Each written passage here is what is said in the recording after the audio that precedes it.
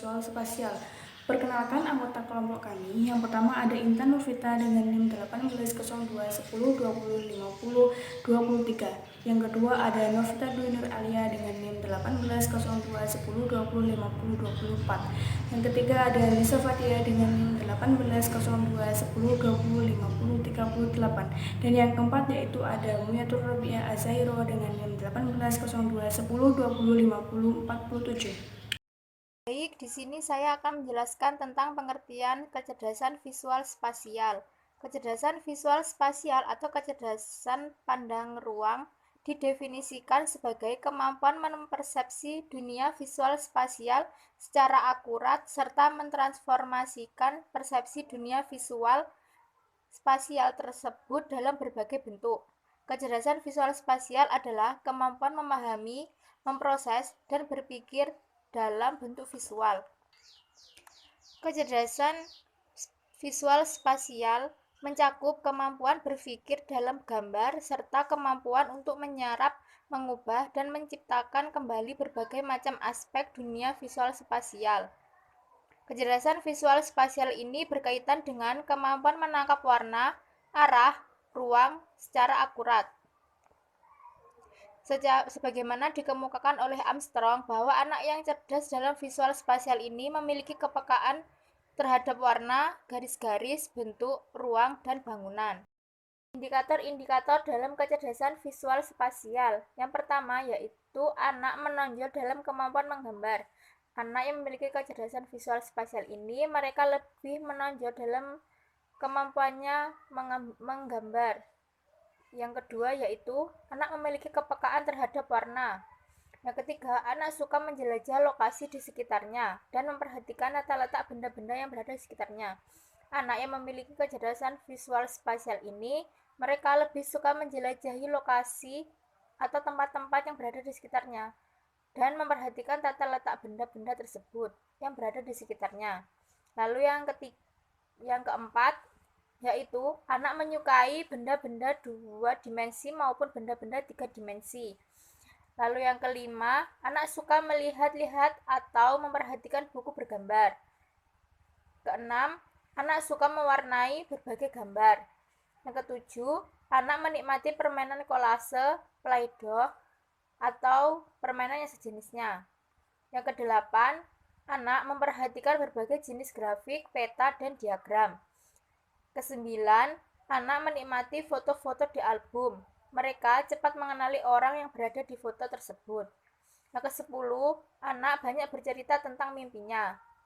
Yang kesebelas, anak tertarik pada profesi yang terkait dengan penggunaan kecerdasan visual spasial secara optimal. Yang kedua belas, anak dapat merasakan pola-pola sederhana dan mereka mampu menilai pola mana yang lebih baik dari pola yang lainnya. Di sini saya akan menjelaskan tentang jenis-jenis kecerdasan spasial. Yang pertama, menurut Nurani dan Sugiono pada tahun 2010 menjelaskan bahwa ada 5 jenis kecerdasan visual spasial, yaitu yang pertama, hubungan keruangan atau spatial relation, menunjukkan persepsi mengenai posisi objek dalam ruang. Dimensi ini mengimplikasikan objek atau simbol berupa angka, gambar, dan huruf, dan juga hubungan ruangan yang menyatu dengan sekitar. Diskriminasi visual atau visual discriminationary, kemampuan membedakan objek. Misal, anak diminta untuk menemukan gambar kucing di antara deretan gambar-gambar anjing. Yang ketiga yaitu diskriminasi bentuk dan latar belakang atau figure ground discriminationary, kemampuan anak membedakan objek dari latar belakang yang mengelilingi. Anak yang memiliki kekurangan di bidang ini tidak dapat memusatkan perhatian sebab anak terpengaruh dengan lingkungan di sekitar objek. Misal, ada anak diminta untuk menunjukkan bunga warna merah di sekumpulan bunga yang berwarna-warni, namun anak tersebut malah menunjukkan bunga yang berwarna kuning. Yang keempat yaitu visual closure, kemampuan anak untuk mengingat dan mengidentifikasi objek meskipun objek yang ditunjukkan tidak diperhatikan secara keseluruhan. Misal, anak melihat kuda yang lewat di pinggir jalan dan anak tersebut ada di dalam mobil yang sedang melaju. Namun, anak tersebut masih dapat mengingat warna kuda dan apa saja yang ada di kuda tersebut. Yang kelima yaitu mengenal objek atau object recognition. Kemampuan anak untuk mengenal sifat objek yang dipandang. Sifat tersebut mencakup bentuk, angka, huruf, kata, dan lain-lain.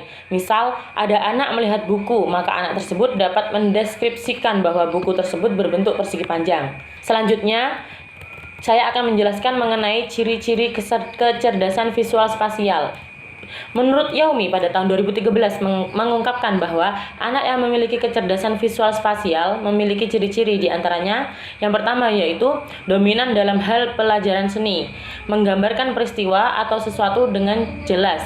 Yang ketiga, mudah membaca diagram, grafik, dan juga peta. Yang keempat, menggambarkan sesuatu sama dengan aslinya. Yang kelima, menyukai hal-hal seperti menonton film, foto, ataupun slide. Yang keenam yaitu menyukai permainan seperti teka-teki silang, maze, dan juga kegiatan visual yang lain. Yang ketujuh, sering melamun. Yang kedelapan, membangun 3 dimensi. Dan yang kesembilan, suka mencoret-coret kertas maupun buku. Selanjutnya yaitu manfaat kecerdasan visual spasial. Kecerdasan visual spasial bermanfaat bagi anak. Antara lain, yang pertama yaitu meningkatkan kreativitas anak, meningkatkan daya ingat. Yang ketiga, memudahkan dalam memecahkan masalah. Dan yang keempat, anak mudah memahami gambar atau ilustrasi daripada teks. Yang selanjutnya yaitu tes kecerdasan visual spasial. Untuk dapat mengetahui kemampuan visual spasial anak dapat dilihat melalui tes visualisasi atau tes spasial. Menurut Dewi, dalam bukunya yang berjudul Jurus Kilat Menaklukkan Psikotes, Gambar dan Angka, tes visualisasi atau tes spasial merupakan salah satu alat ukur yang digunakan untuk menggali dan mengetahui kemampuan intelijensi serta kemampuan akademik seseorang dalam hal keuangan. Adapun bentuk tes yang digunakan pada tes kecerdasan visual spasial adalah sebagai berikut. Yang pertama ada tes klasifikasi gambar, yaitu kemampuan siswa dalam menentukan persamaan dan perbedaan pada gambar yang secara sekilas tampak tidak berbeda. Yang kedua ada tes perputaran objek, yaitu kemampuan siswa dalam mengimajinasikan perubahan-perubahan yang terjadi pada gambar setelah mengalami perputaran. Yang ketiga ada tes hubungan dan konsistensi logis, yaitu merupakan kemampuan siswa dalam mencari hubungan dan konsistensi logis yang menjadi pola dari gambar-gambar yang disajikan. Yang keempat ada tes jejaring bangun ruang sembarang, yaitu kemampuan siswa dalam memilih salah satu bentuk bangun ruang yang sesuai dengan jaring-jaring yang diketahui. Dan yang kelima adalah tes penalaran simbolik, yaitu kemampuan siswa dalam menguji penalaran atau logika dengan menggunakan simbol-simbol tertentu. Yang selanjutnya yaitu area otak kecerdasan visual spasial, di mana kecerdasan visual spasial yaitu di mana seseorang akan peka terhadap warna, garis, bentuk, ruang, dan bangunan. Dan mereka yang memiliki kecerdasan ini mampu membayangkan atau berimajinasi tentang sesuatu atau ide-ide mengenai identitas objek secara berbeda. Menurut Howard Gardner 1993, kecerdasan visual spasial mempunyai lokasi di otak belakang, hemisfer kanan. Kecerdasan ini berkaitan erat dengan kemampuan imajinasi anak, pola pikir topologis, atau bersifat mengurai bagian-bagian dari suatu objek. Pada awal masa kanak-kanak memungkinkan mereka untuk menguasai kerangka pikir Euclidean pada usia 9-10 tahun. Kepekaan artistik pada kecerdasan ini tetap bertahan hingga seseorang itu berusia tua. Baik, di sini saya akan menjelaskan tentang profesi yang terkait, di mana kecerdasan visual spasial atau biasa disebut dengan kecerdasan gambar merupakan orang yang memiliki kecerdasan yang sangat mudah dalam mengingat gambar dan mereka memiliki imajinasi yang sangat luas.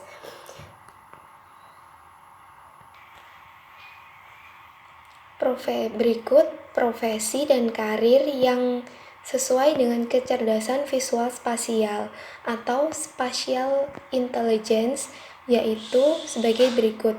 Yang pertama ada pemahat, yang kedua ada desainer produk, yang ketiga ada kameramen, yang keempat ada dekorator interior, yang kelima ada arsitek, yang keenam ada seniman, yang ketujuh ada ahli tata kota.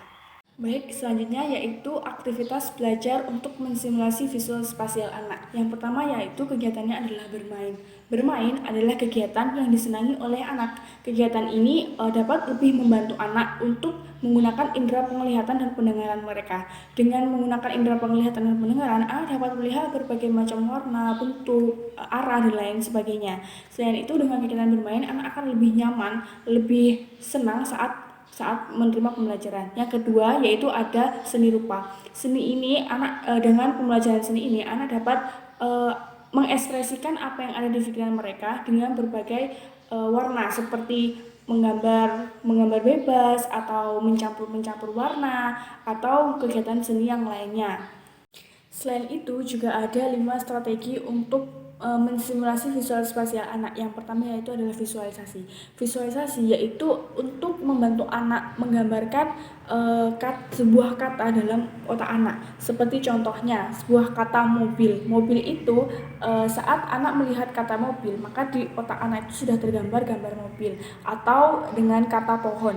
Dengan kata pohon itu nanti di otak anak itu langsung ada gambar pohon. Baik, yang kedua yaitu ada isyarat warna. Isyarat warna ini dimana saat melakukan pembelajaran itu menggunakan berbagai macam warna.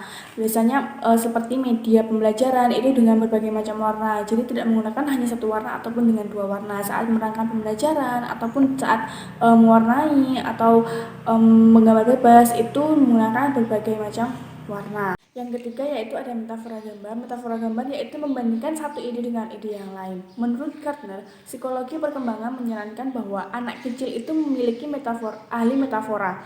Dikatakan demikian yaitu karena anak kecil itu memiliki imajinasi yang sangat tinggi sehingga dikatakan menjadi ahli metafora. Selanjutnya yaitu ada ide sketsa.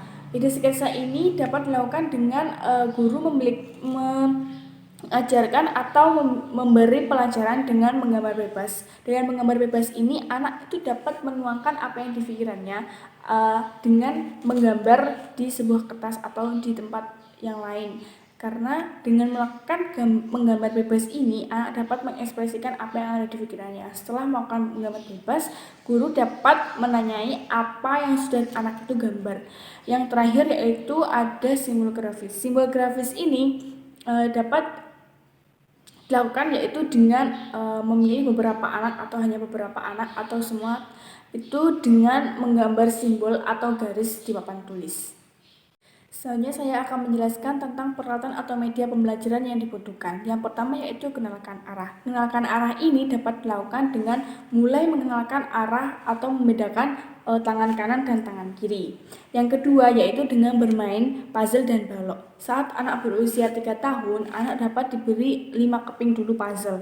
Lalu setelah usia anak bertambah, maka kepingan puzzle itu juga akan bertambah. Sama halnya dengan bermain balok. Saat usia anak itu bertambah, maka tingkat kesulitan bermain balok itu juga akan bertambah tinggi. Yang ketiga yaitu belajar bentuk itu dapat diajarkan dengan lingkungan sekitar, seperti halnya buku itu berbentuk apa gitu, lalu meja itu berbentuk apa dan lain sebagainya.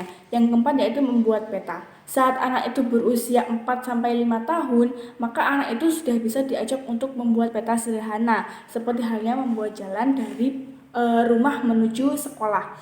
Yang kelima yaitu ada bermain tanggram. Bermain tanggram itu yaitu seperti bermain puzzle, namun puzzle itu berbentuk geometri seperti ada berbentuk jajar genjang, segitiga, segi empat dan lain sebagainya. Yang keenam yaitu menggambar dan mewarnai. Dengan menggambar dan mewarnai ini, anak itu dapat menggambar garis ataupun melengkung. Yang selanjutnya ada utak-atik Play-Doh. Utak-atik Play-Doh ini dapat mengenalkan anak dengan berbagai bentuk, karena dengan utak-atik Play-Doh itu anak dapat mencetak Play-Doh tersebut dengan berbagai bentuk seperti segitiga, kotak, bintang, dan lain sebagainya.